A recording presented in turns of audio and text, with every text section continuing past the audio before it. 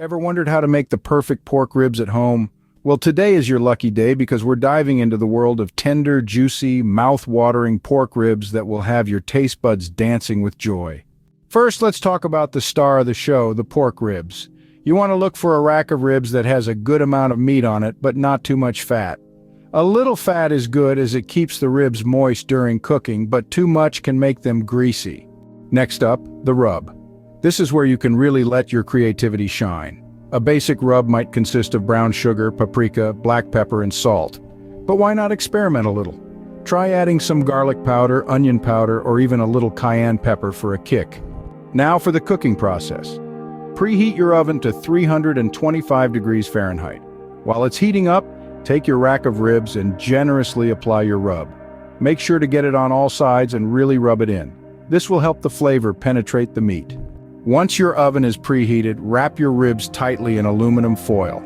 This will keep the moisture in and prevent your ribs from drying out. Place your wrapped ribs on a baking sheet and put them in the oven. Now here comes the hard part, waiting. Your ribs will need to cook for about 2.5 hours, but trust me, the wait will be worth it. While your ribs are cooking, it's time to make the sauce. Again, this is a chance to get creative. A basic barbecue sauce might include ketchup, brown sugar, vinegar, and Worcestershire sauce. But feel free to experiment.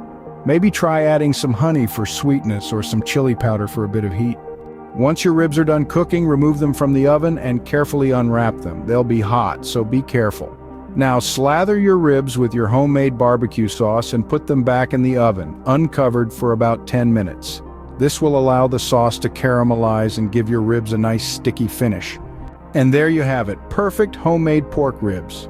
The process might seem a bit daunting, but once you've tried it, you'll see that it's not as hard as it seems. And the result? Tender, juicy, flavorful pork ribs that will have you reaching for seconds. So why not give it a try? After all, who doesn't love a plate of delicious homemade ribs? It's a culinary adventure waiting to happen. And remember, the key to great cooking is not just following a recipe, but adding your own touch to it. So get creative and make your pork ribs the way you like them. Happy cooking!